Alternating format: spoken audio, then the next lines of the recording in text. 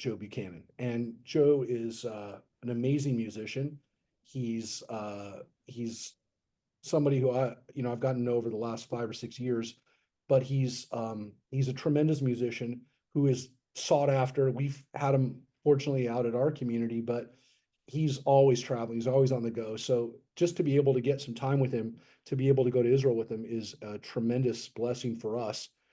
And what's even more amazing about this guy is that he is a tremendous talent. And trust me when I tell you, and people who know me know that I'm actually in Florida right now working with a tremendous talent.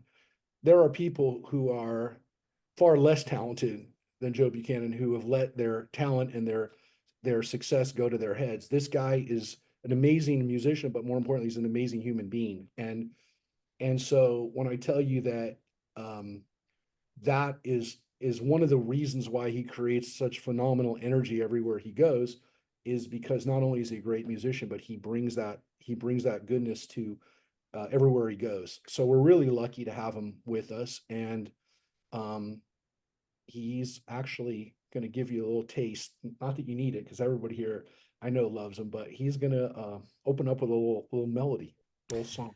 I, I really appreciate that, Rabbi. I'll send you the $20 I owe you now on through Venmo for that nice introduction.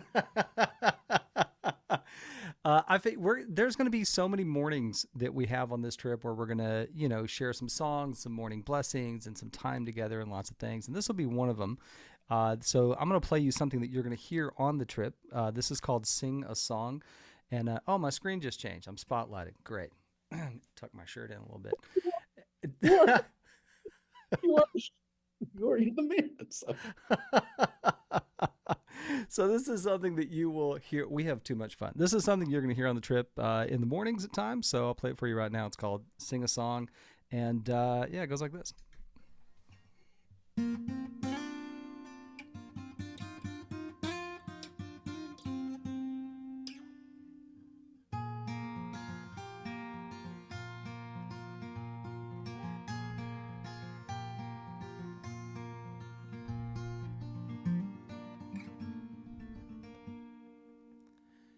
Yeah, well, if you ask me, do I believe in miracles? I'd say, yes, I do. Yes, I do. Well, how can I believe in what I cannot see? Well, my friends, I can see you. It's a little less than fate, a lot more than chance that brings beautiful strangers our way. So, yes, I believe in miracles, and I believe they happen every day. Come on, sing a song to the one that has loved you for so long. Yes, sing a song to the one that has loved you for so long. Lechu neranana ladonai naria letzor yeshenu nekad mafanav betoda bizmirot narialo. Sing a song to the one that has loved you for so long. Yes, now sing a song to the one that has loved you for so long. And if you ask me, do I believe in miracles? I'd say, yes, I do. Yes, I do. Well, how can I believe in what I cannot see? Well, my friends, I can see you.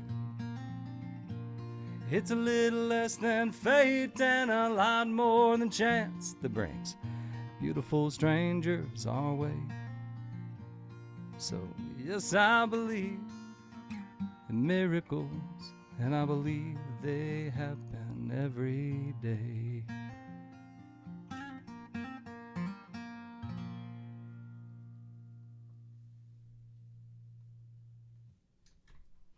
What a great thing to think about, man. Can you imagine hearing that every day? His wife gets to hear that Oh. every day. I think that's I think that's pretty amazing. So She gets to hear a little too much music if you awesome. ask her. So I don't know. I could never get I shouldn't say that. I Joe, don't think will she be joining us on this trip? She absolutely will, and I will tell you, my Oh, wife good. does not go on to a lot of places with me. She's not really a big traveler and all of that, but she is 100% going on this trip, and I cannot wait. For anyone who has not met her yet, I can't wait to introduce her to you and just to spend that time with her and with y'all. It's going to be great. We've heard so many nice things about her from you. I'm Oh, really looking forward to meeting her. thanks, And thanks. we're working on Tracy as well. yeah, I know. What could be Oh, better than good. Rabbi and Tracy We're trying. Yeah, and Joe and April we're and gonna do Marcia it. Wow. and Tim? Wow. We're hoping that but I will say there's we have a lot of people that are also going solo and that's also cool too. I mean the thing that you have to remember, actually, I think about half the people, there is a single supplement for people that are going single, but we've also matched people up in the past. And so if somebody didn't want to pay the single supplement, I always tell people we can always find somebody. Now, we don't mix genders for this. This does not become a meetup or whatever you want to call it. But we do have a couple people that are probably going to be almost every trip we have people that we match up. If it works, then they're roommates for a few days. And it's it has worked in the past. So we do have that option. But Do I might have a girlfriend that's going with me. yes. So Oh yeah, no, I'll just let you. Do we have yeah, to sign up together? you don't have to. I told you, Randy. Okay. If you yeah, you just sign up and if you want to pay the single supplement, great. If not, you don't have to. And again, a lot of people, I'd say most people choose to pay the single supplement, but if somebody didn't want to, we definitely give that as an option. And we do our best, and if we can't find somebody that works out or whatever, then you got to pay the single supplement.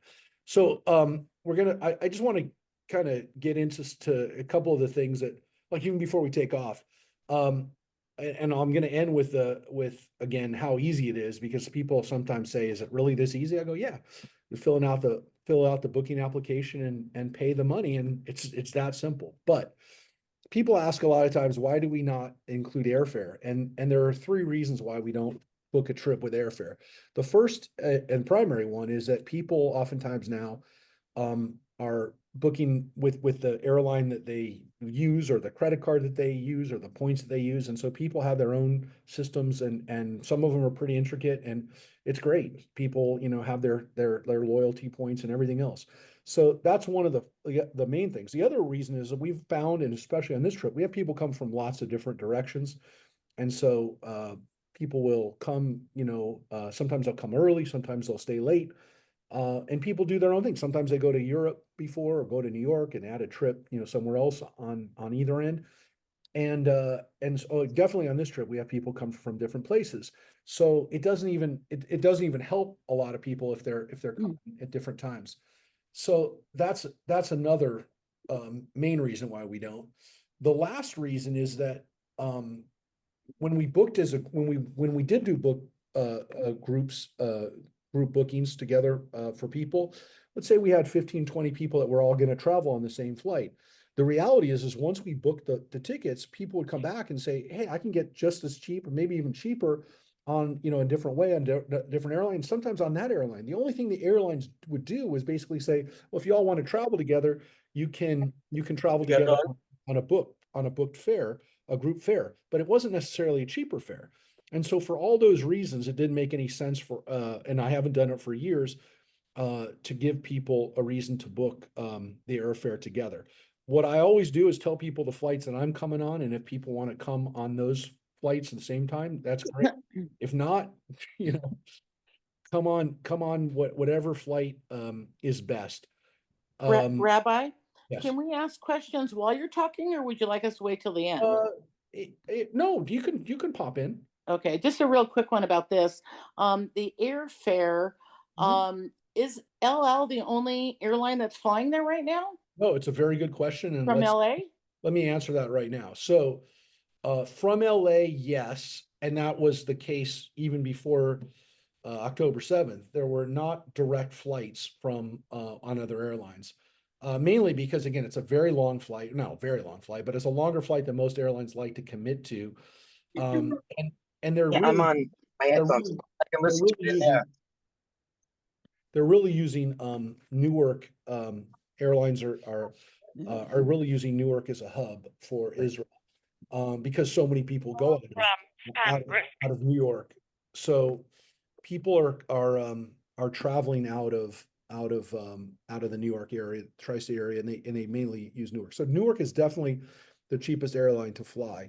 The other airlines that are flying there right now are Delta and United.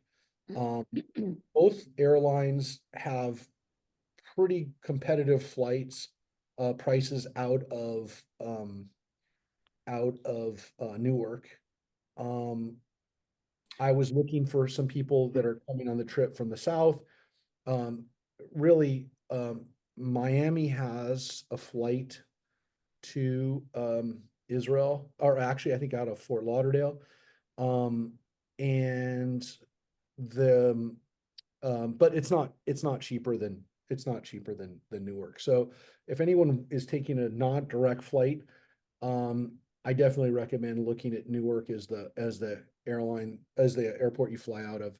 So, LL also flies out of JFK, so they also have pretty competitive prices out of JFK. but from Los Angeles, we would have to go to Newark or JFK and then on to Israel? Yeah, yeah, Okay. You have to go through. Okay. And yeah. then also, someone told me that LL is just, the highest level of security too. Is there any opinion about that versus United or They Delta? definitely have the highest level of security. I think they're a pretty good airline to fly. They have fixed they have locked in their prices because they were people were saying they were kind of price gouging when they were the only airline flying there, which they were for about 14 months, 16 months. They were the only airline flying to Israel from America.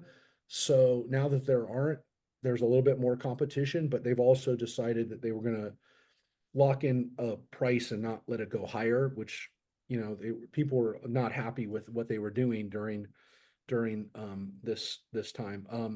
The airlines, the flights to Israel are pretty full because there's a lot of people going to visit family. There's a lot of people that are going there in the Jewish community for different events and things like that. There are no pilgrims or very few Christian tourists or groups are going there right now. So the hotels are empty.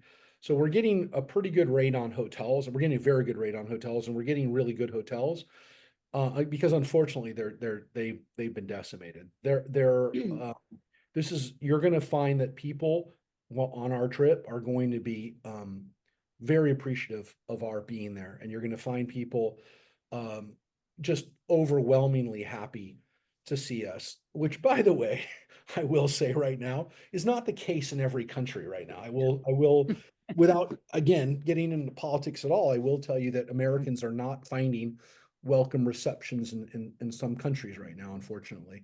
And I will say that that is the exact opposite right now in Israel. And you're going to find that people, even on that are kind of further to the left, that they would probably be further to the left in the United States, are still very appreciative of the current administration's support of Israel. So you will see that. And again, I don't want to really get into politics now. You'll see it. You'll talk to people in Israel. You'll find that they're obviously very concerned and very up on American politics because it's so important to them.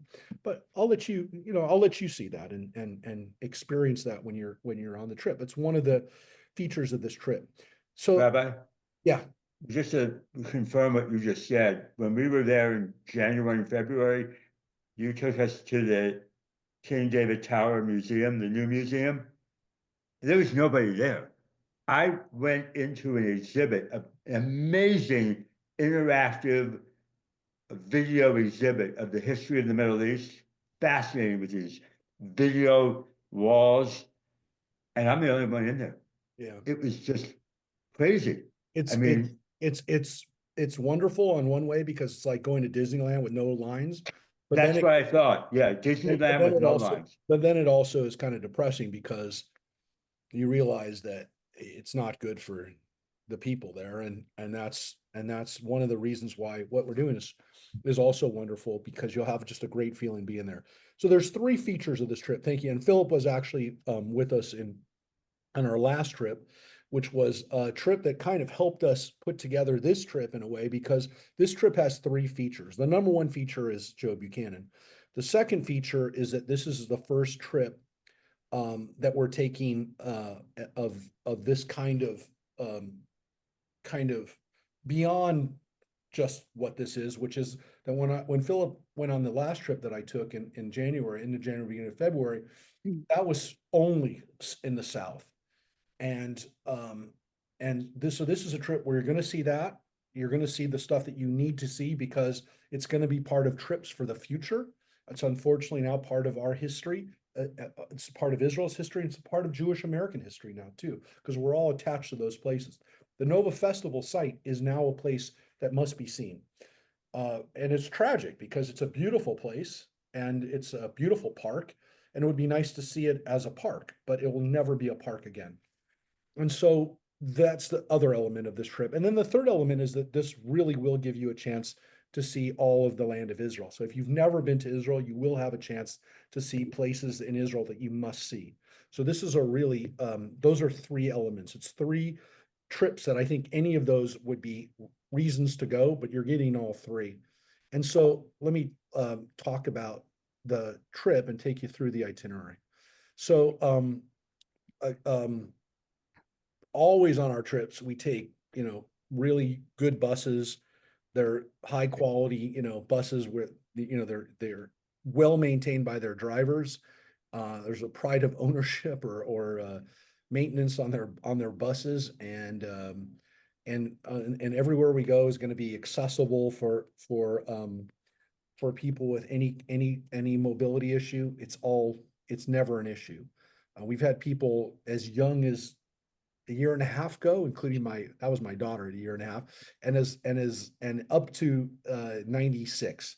So we've had people of all ages go, and everywhere we go is going to be accessible.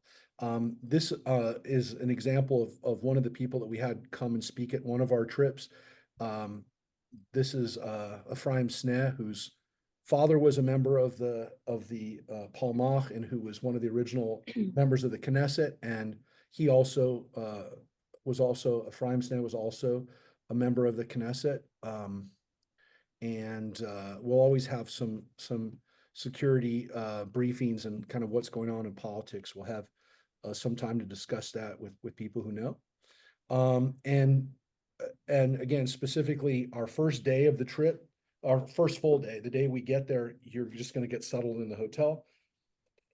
The first full day, and when we wake up in Tel Aviv, we're going to travel down to the south of Israel. As Philip said, this is where we spend our time on the last trip only there. We were down in Beersheba, and we went to this area every day.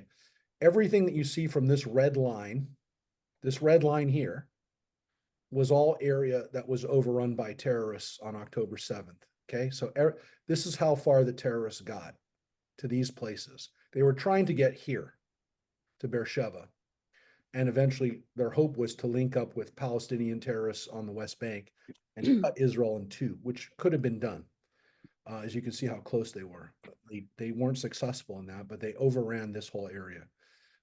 We are going to be on that day, we're going to be visiting some of the places that were hit. This whole area of yellow was evacuated in the aftermath, and only now some of these places are starting to be repopulated. Some of them have not been repopulated. Kibbutz Be'eri is still without people.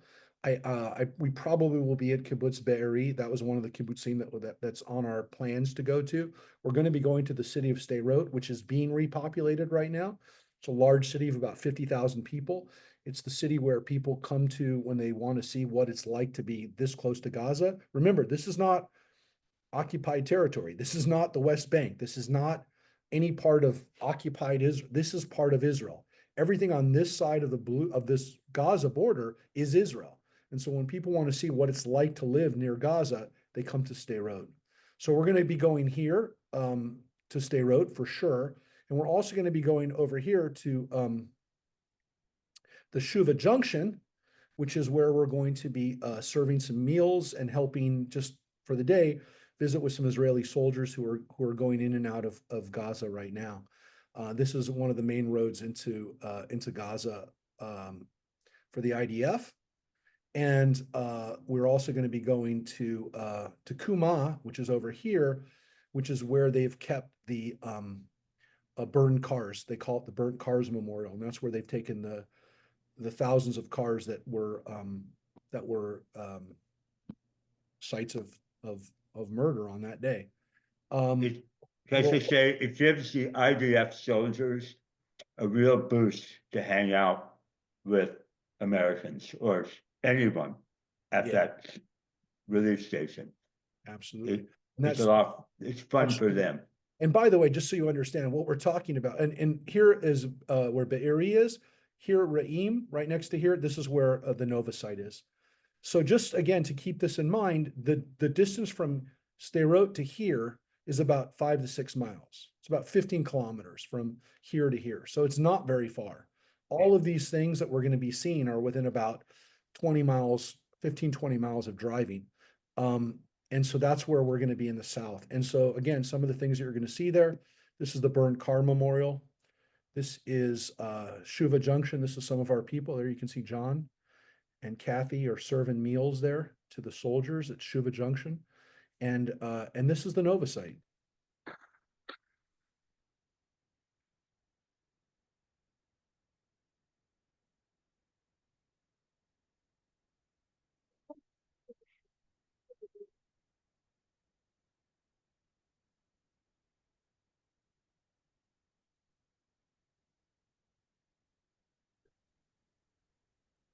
Yeah, the person crying is me, and I'm crying now as I'm showing it to you. So yeah, that's gonna be a very tough day.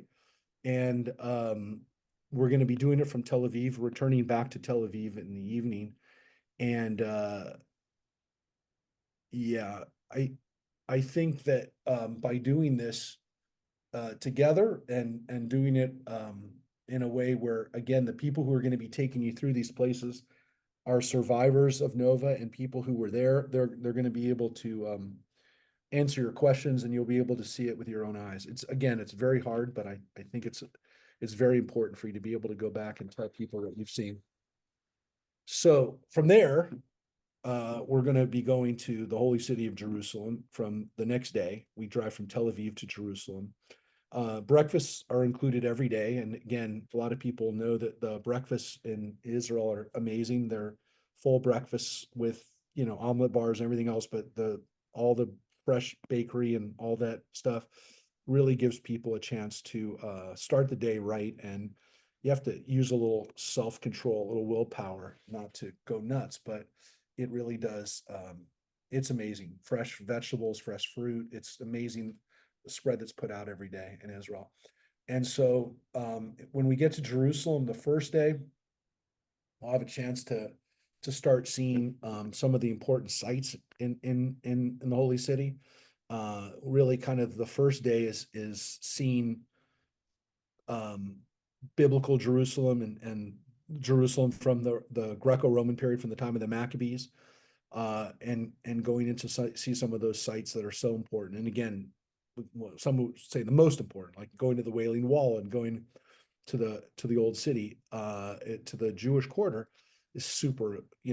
It as hard as the day before is, the next day will be an uplifting day. And again, to be able to be with Joe at the wall and to be in that area of holiness is going to be very special. The next day is really seeing more modern Jerusalem, and then also seeing some of the important places that are from the modern period. Mount Herzl, which is where Theodore Herzl and many of the prime ministers of Israel are buried, and the soldiers, unfortunately, will pay honor to those who've even died in the last few days. And we'll also see the Knesset. We'll see the new city. Some of the important places in the new city include the Israel Museum, where the Dead Sea Scrolls are, and where Israel's national treasures are. So we'll have a chance to see that. That'll be on Friday. We'll have a chance to kind of see how Shabbat comes in. And then the next day, we're in Jerusalem for Shabbat. We'll have a chance to visit one of the synagogues in Jerusalem, the Reform Synagogue, Harel, which is led by a good friend, Evan Cohen, and we'll have a chance to be with him. And he'll come Friday night to help us with music at our. We'll have a nice table set up for Friday night dinner at the hotel in Jerusalem, and it's a great night. It's a great Shabbat, and we'll be in Jerusalem. We always on our trips are always, if we can, we're always in Jerusalem for Shabbos, and it's always special to be there for Shabbos. And so that's going to be Shabbat dinner. And Saturday, Shabbat during the day, we'll also have a chance to rest a little bit if people are, need to catch up on rest. But we always have some optional activities that people can do, some walking tours and some things that people can see on Saturdays if they want. Saturday night, we always go out to Ben Yehuda Street and people get to see what Jerusalem nightlife is like, especially, well, you'll see what it's like when there's not a lot of tourists there and it's more locals, but it's a lot of fun. So that's Saturday evening. And then we take off the next day into the desert. And so we're going to be going to Masada and seeing, again, one of the most amazing Jewish sites, which is the last holdout of the Jewish army during the war 2,000 years ago, the last time that Israel was free. And so Masada is the promise is that Masada will never fall again, but it is an amazing place to see just because of its natural landscape, which was then met by King Herod's amazing fortress that he built up there, a palace fortress, which was also then going to be followed with a visit to the Dead Sea. And we always like going into the Dead Sea for a minute. People like it for about a minute, but it's definitely something to experience. And everybody has the option. You don't have to go into the Dead Sea, but you will have the option of going in and enjoying it. We have a nice place that we go to now at the Dead Sea. Unfortunately, some of the resorts of the Dead Sea have now become ghost towns, not because of security or because of economics, but because of the environmental situation that the Dead Sea has shrunk so much that a lot of the places that were set up for resorts are now too dry. There's no water there anymore. And you need to have some water in order to get that mud on you. So that's my little daughter Dina, who's not so little anymore. That was on one of our previous trips where she got to cover herself in the mud. So that's part of the same day. Masada, Dead Sea, followed by a visit to En Gedi, to the oasis of En Gedi. So it's a wonderful day in the Judean desert. Get to see some history and also some of the most amazing natural wonders in the world. You get to go to the lowest place on the earth, the Dead Sea. You get to literally be below sea level at the lowest place that you can stand on below sea level. So that's pretty important. You could go to Mount Everest, right, which is much harder. You get to go on the highest place above sea level, but the lowest place you can do in November. From there, we're going to drive up to the Galilee, and we go up to Tiberias, up to the Sea of Galilee, which has some very important sites from the rabbinic period, from the period just after the destruction of the temple, when the rabbis moved their academies up to the Galilee. This is the tomb of one of the Middle Ages, great rabbis of the Middle Ages, the Rambam, Maimonides. Lots of rabbis are buried in Tiberias and in that area. This is Hamat Tiberias, which was the original hot springs of Tiberias.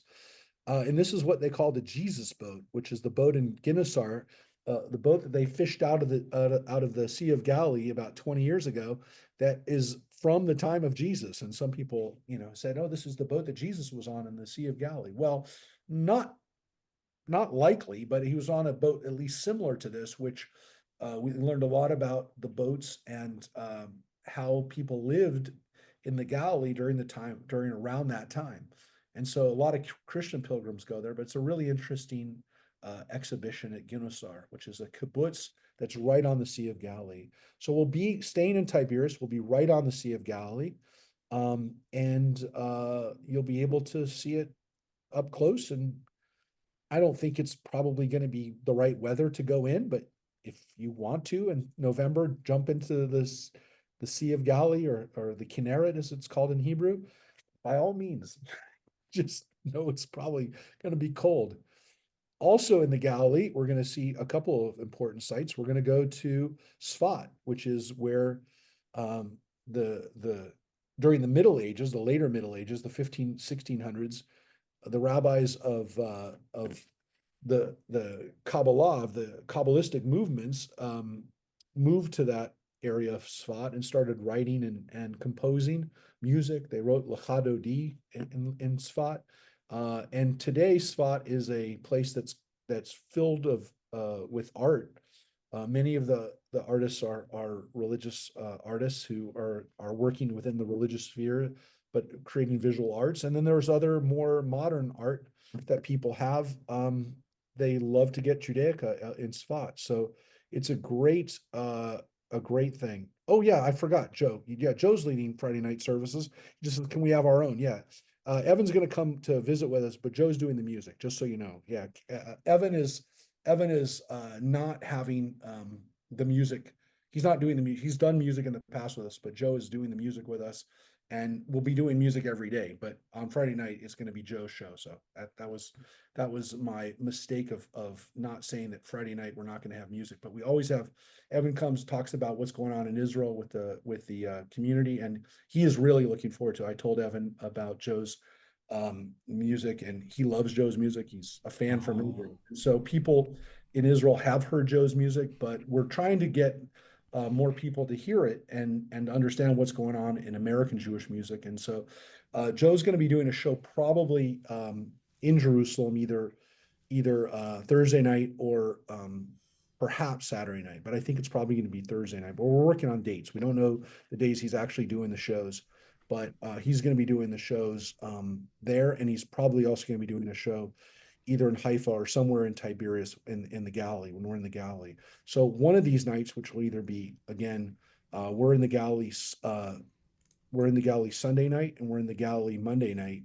One of those nights will also be a time for Joe for a show and for a chance for us to interact with the Israeli community a little bit more too with music. But Sfat is where some of the great compositions were made, and this is going to be fantastic. Then in the Galilee, we're also going to be going up to the Golan Heights.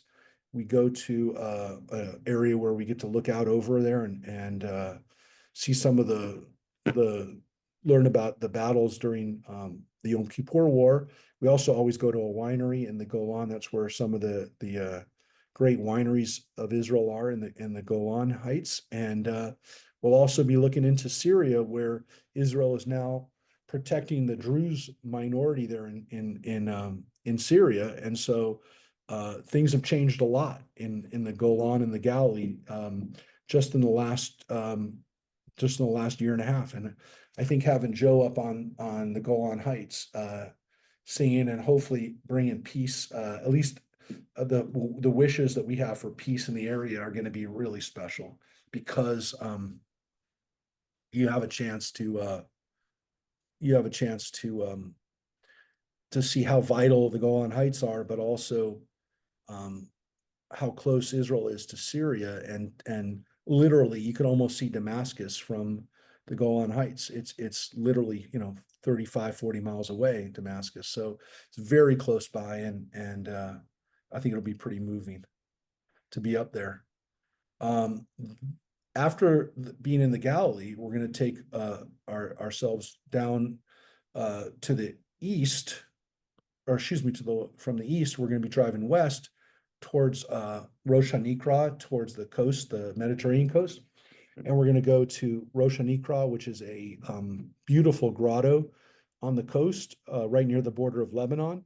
And then we're going to be driving down to Akko, to the Crusader fortress, which has been excavated and gives you a chance to see what the country looked like during Crusader period. You literally feel like you're stepping back in time. And and it's pretty beautiful too. Might be interesting to hear Joe singing in the in the halls, in these huge halls of where the where the middle-aged knights are. We're talking about the 1100s, so you literally feel like you're stepping into a castle, into like a Norman castle, and that's what they built. That's what they built in Israel, the Crusaders. So yeah, I think Joe maybe will have to dress up as a knight, and serenade us as I got I got as my a, old Renaissance costume all bust out for this as a thing. troubadour, because I know he's got it. I know he has it. I've got it. I I've know got it. he has that. It's right there. So he's gonna be the knight troubadour in Akko. But it is a really amazing thing. It's where I think yeah, the Robin Hood with what's his name, with Kevin Costner opened in Akko with the battle, the siege of Akko. That's where he meets Morgan Freeman. It was an amazing castle in the day, and Israel has done an amazing job of reconstructing it, bringing it back to life. So that's going to be pretty cool. We'll also be right above. The next stop will be Haifa, to stop there. And again, we might be there one of the other nights, hopefully for a show, but it's not far from the Galilee. It's actually like borders the Galilee, the city of Haifa. It's about 20 miles away from where we're going to be staying in the north.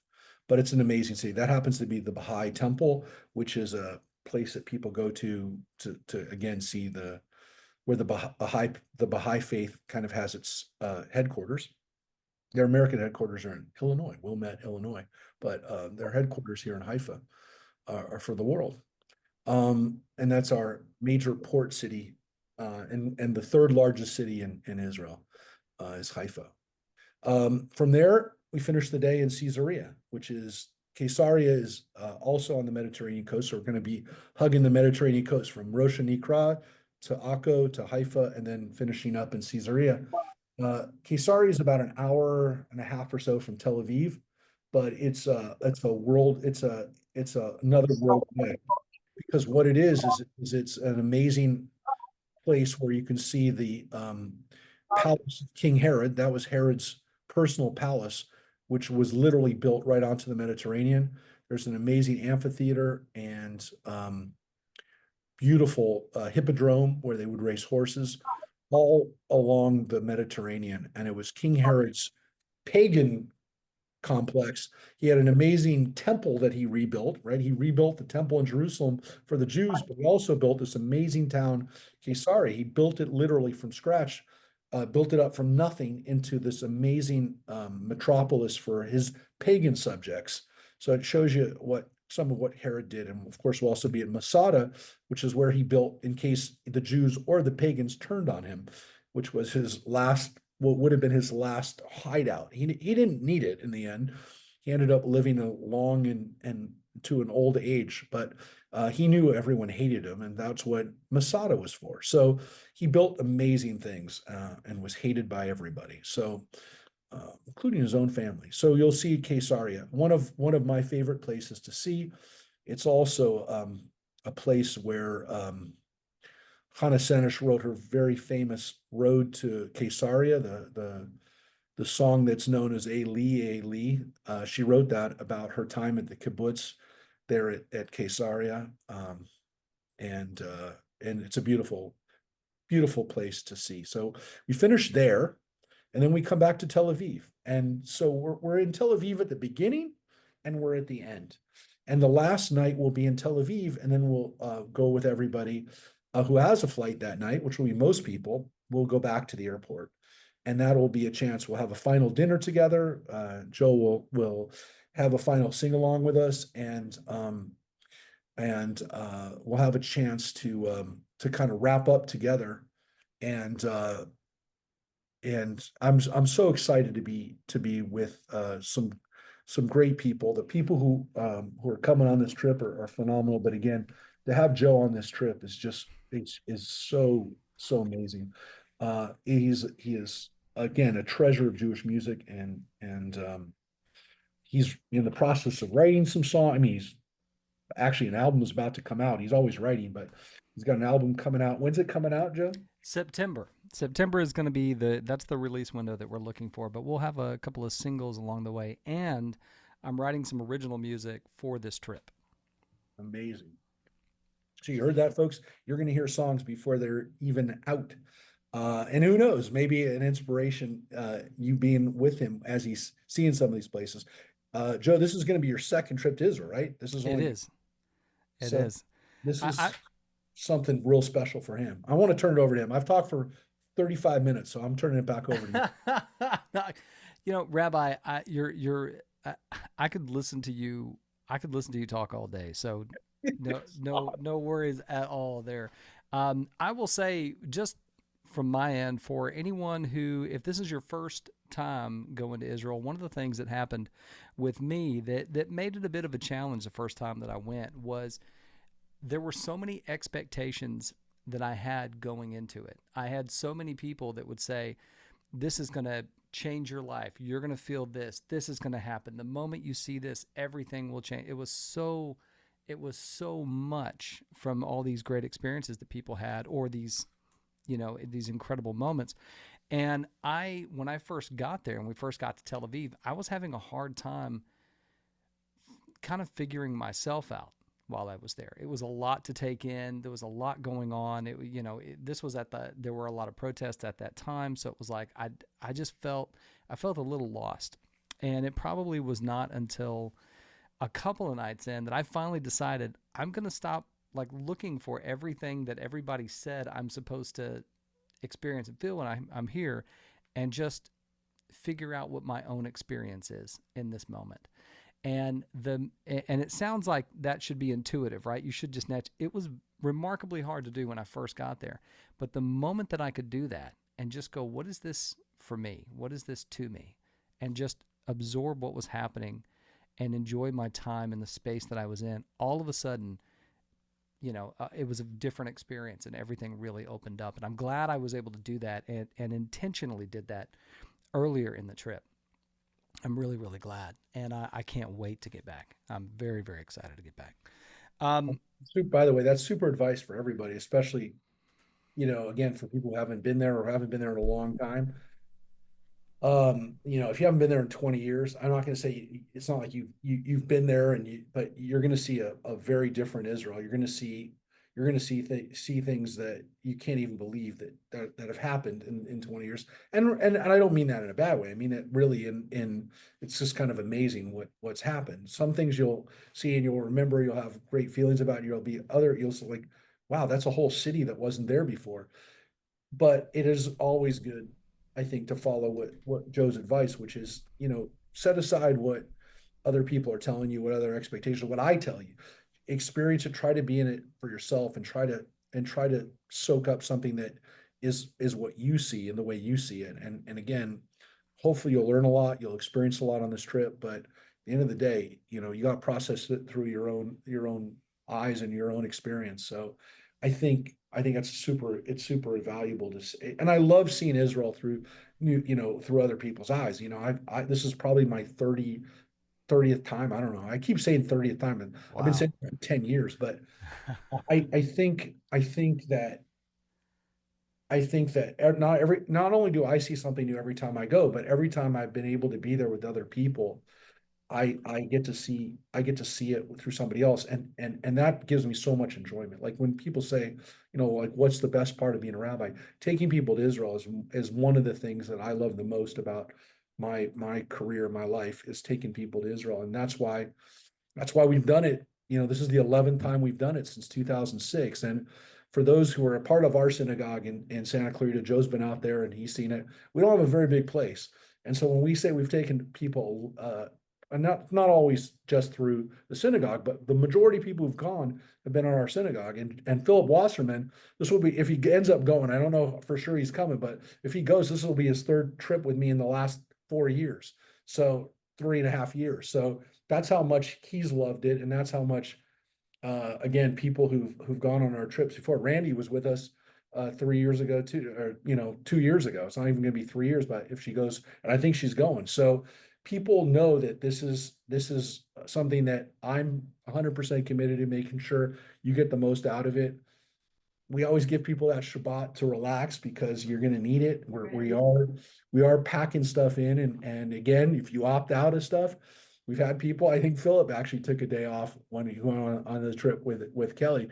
If you take a day off, that's okay too. You don't. If you feel like you got to opt out for something, that's okay. No one's gonna make you feel bad if you're too tired or not feeling up to it. So just understand that. I want to make sure that you get everything you can out of this trip.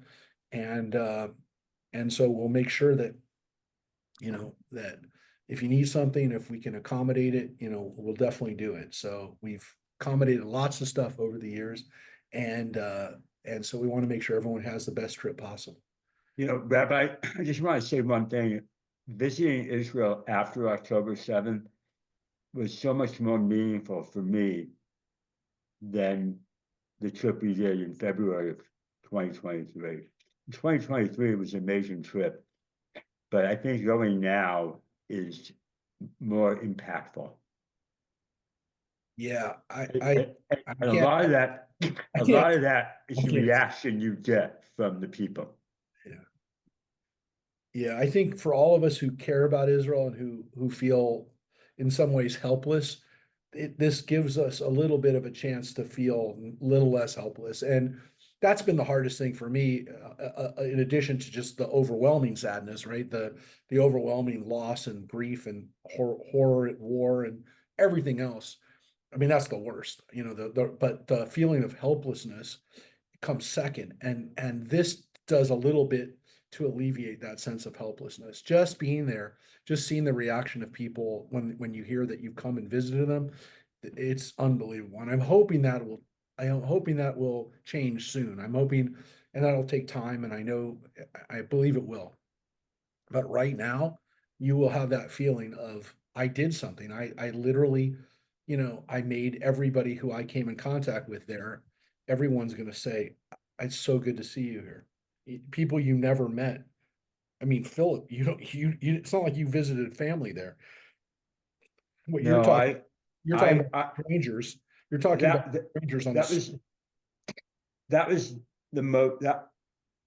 that trip was the most impactful trip of my lifetime. I mean, I can honestly say that. And you just got back from Japan 4 days ago. So yeah. And by the way, Maida, you see there's another washerman here. How many washermen can we get on this trip? That's the question. It's Uncle Phil. I'm just kidding.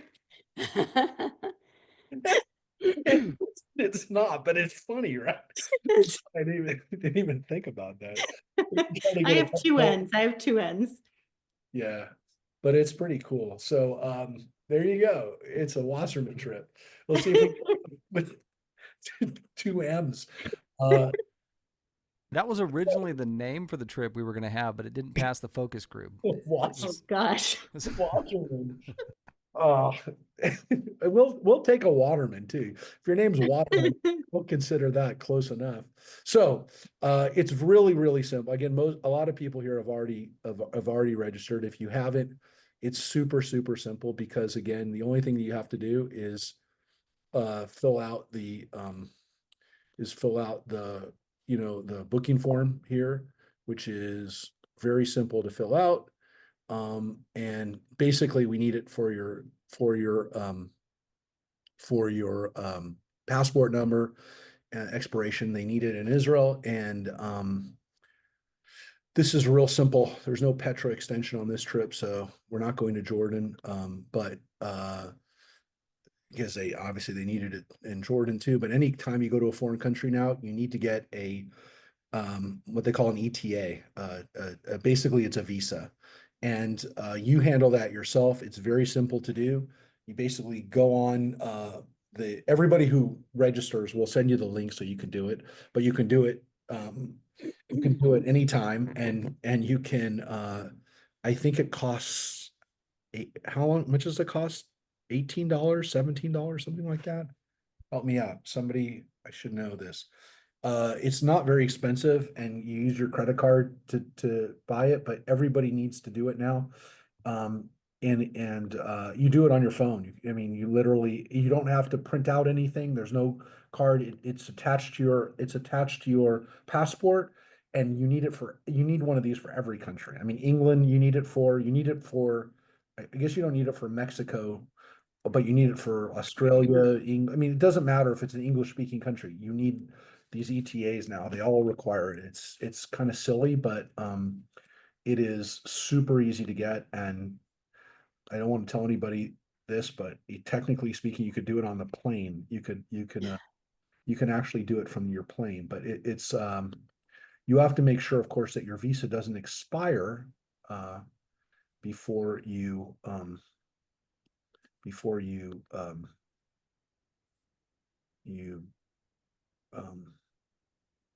actually, wait a second. Philip, you don't need one because it's good for 2 years after issued, so you don't even need one. Here's multiple entry. Well, wait a second, hold it a second. Yeah, you don't need one, Philip, if you go. It's good for 2 years. And you can stay up to 90 days per entry. So yeah, you just need to fill this out online. And like I said, it takes a second, but we'll provide everybody who registers, we'll provide you with a link to do it. Again, for those who went in 2023, you didn't need to do it. You didn't need to do it until January.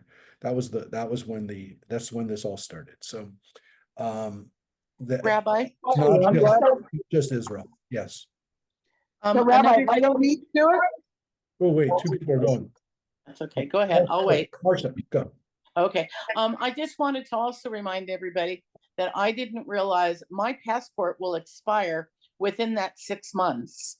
So I've already sent off for a new passport. I've already done it. But just make sure people look at their passports. Yeah.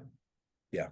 And So- it takes a much longer period of time now to do that. Yeah, so that's a good reminder, Marcia. If you have 6 months from when you're going. So Right. from when you're departing.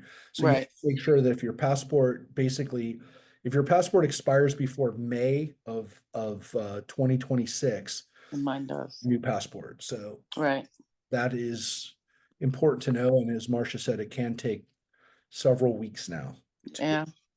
But it does. Rabbi, I will tell you, I know people who've gotten it quicker, so it's not always bad, but you should expect it. So don't expect it to, but if it comes early, it also could come early. So. Yeah. Somebody else, yes. Randy, you were gonna say something? It's Randy. Yeah. I went with you in 23. Yeah. Do I still need to get a Yes. visa? Yeah, you do, because it only started in January. So if Oh, you okay. went before January, did not need it and didn't get it.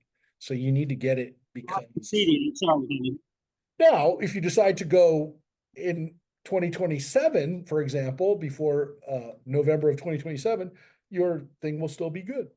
So it is good for 2 years. But yeah, and you can come in multiple times. So I don't need one now, but I needed one and I've never needed one before.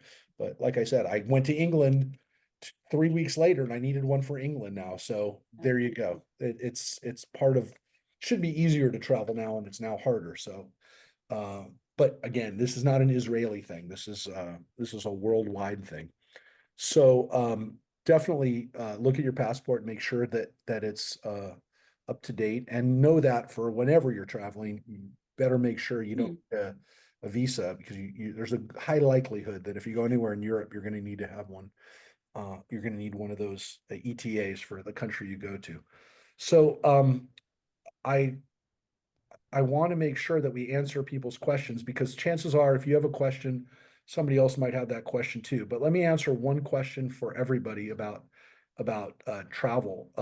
First of all, I have no idea what the weather is going to be like yet, but I will tell you that normally and we have gone in November before, it can vary greatly. I tell people it's pretty close to the weather in Southern California, in at least along the coast in Tel Aviv. In Jerusalem, it's usually 5 to 10 degrees cooler. So, prepare to have slightly different closed for the northern part of Israel, in Tiberias or in Tzfat, in Jerusalem, than you would in Caesarea or in Tel Aviv, for that matter. But I think we'll keep an eye on the weather and let people know what to expect. But I want to make sure people understand, wherever you're traveling from at the end of the trip, the last day, which is the 18th, we are there in Israel the entire day of the 18th. We are traveling and doing a lot on the 18th. You need to make sure that your flight leaves very late on the 18th, which is when we're going to get to the airport. We're going to get there about 9 o'clock, but you need to make sure your flight is at least 11 p.m. on the 18th, or even more likely, very early on the 19th, which means like 1 o'clock, 12 o'clock, 1 o'clock, 12:55, it might say. It's the 19th. You want to make sure you're leaving the 19th, not 12:55 p.m., but 12:55 a.m. on the 19th. So you really should be, again, it kind of depends on where you're traveling from, but most of the flights to either LA direct or from Newark direct are going to be overnight flights that leave at about 11 o'clock, 12 o'clock at night, 1 o'clock at night, and they get into America, depending on, again, where you're going, but probably land. I know it's confusing, but land like maybe 3 hours or 4 hours later. That's it. So if you fly to LA, you'll actually get in at like 7 o'clock in the morning. So you get back that time, and the way you get it back is that you land, basically, you take a red eye and you wake up back in America. So it's if you can sleep on a plane, it's a wonderful thing. It's a wonderful way to travel, but just plan on, again, making sure you're there all day on the 18th. Do not, and we'll check, by the way. That's one of the reasons why I get everyone's flight information, is also to check to make sure that they have the right ticket. So if you make a mistake, we'll help you, but sometimes it's hard after you make the reservation to change it. So try to make sure you do it ahead of time. Make sure that you fly out on the very late on the 18th, or maybe even on the 19th. Again, some flights, like there's a Delta flight that leaves at like 5 o'clock in the morning. You might have to stay in the airport for a few hours.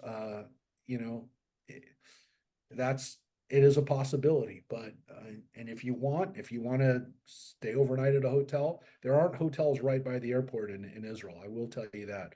The closest one is about 25, 30 minutes away. They have a shuttle. You can do it. We've done it before. I've done it before. It's not a huge benefit. You're better off trying to sleep in the airport for a few hours, maybe. It's not like the airport hotels that you can go to in some countries where you're right in the airport. You can walk right out of the out of the hotel onto a plane. It's not like that in Israel. So I'd recommend, not, if you can, not to get a flight the next morning, but if you have to, we can arrange for a hotel that night.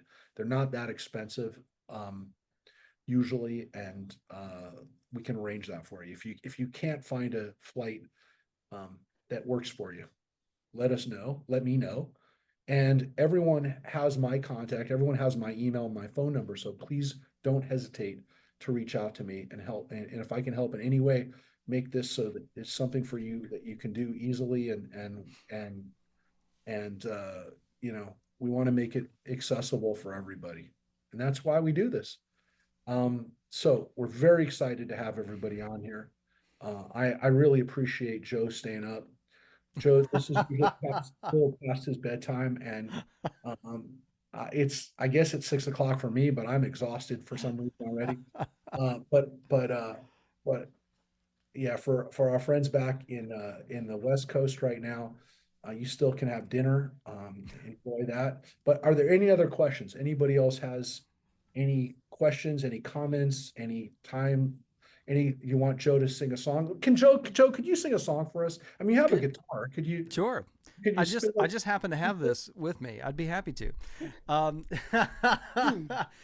didn't do this on Friday, and because well, I see Michael's here, Maida's here, and I feel kind of bad that I didn't do this on Friday. We got to the end of our kind of Friday night Shabbat celebration, and I jumped right to the announcements and good night, everybody, and didn't play this song. So I'm going to do it now.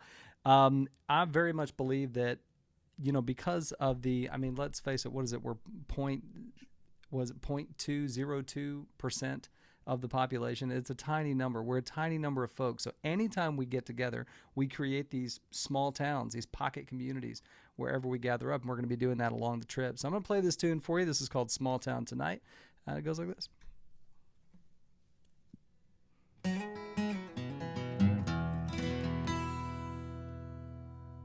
Well, it's a big world. It's a big world, and it's a big world outside of this light. We're a small town, and we're a small town here tonight. And we've crossed the desert, we've been through the sea, we've drifted apart, we've been close as can be. We made new friends and new family. We're gathered tonight in peace.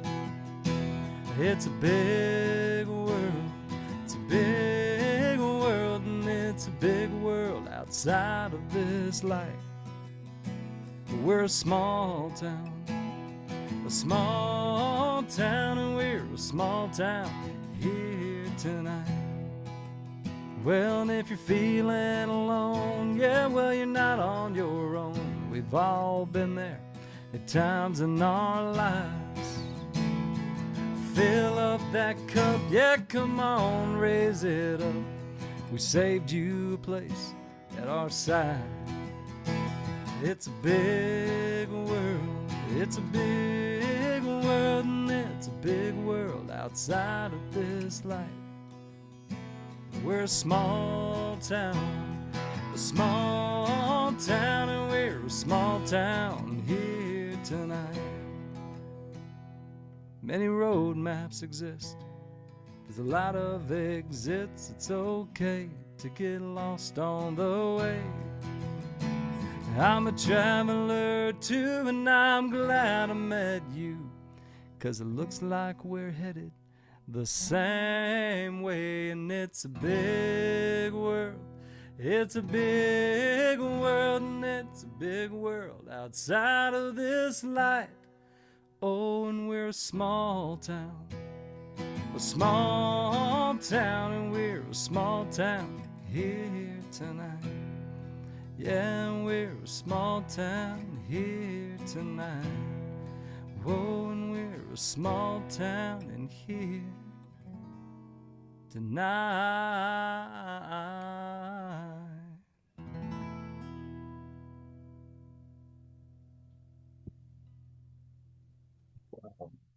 Yeah. That's a little treat for everybody. I hope everybody again has a chance to join us here. I think, again, people who've already come out here tonight to learn about the trip, please, again, if you share it with people, let them know that we really don't have a lot of space on this trip, but it's a very special trip. And we're hoping that everybody who can make it, will have a chance to spend some time together. And just think about those lyrics, the road that we're going to be on. The road that we're going to be on through the Holy Land is a road that brings people together. It brings people together of all different backgrounds. We've gone to Israel with some of you went on the trip we went on with my buddy Reverend John, and it's a way of bringing people together and to do it in the holiest place in the world. So I think we're all very lucky to have had Joe with us tonight, and we're so blessed to be able to have him with us on this trip. So I thank you, Joe, for making it a priority to do this with me. I'm looking forward to it. Every minute I get to spend with Joe is holy time. Well, the feeling is very mutual. And I look forward to doing this with all of you. So again, look forward to seeing you all, and please, if you have any questions or any comments or stuff you don't want to ask in front of other people, which I totally understand, please reach out to me. And everybody has my number, my email, and I'm going to put it up here real quick. One real quick thing. As Michael just said, the table is complete. Yeah, that is the afikoman, and that is the dessert for everybody here tonight. That's my cell phone, And let me just put in my email.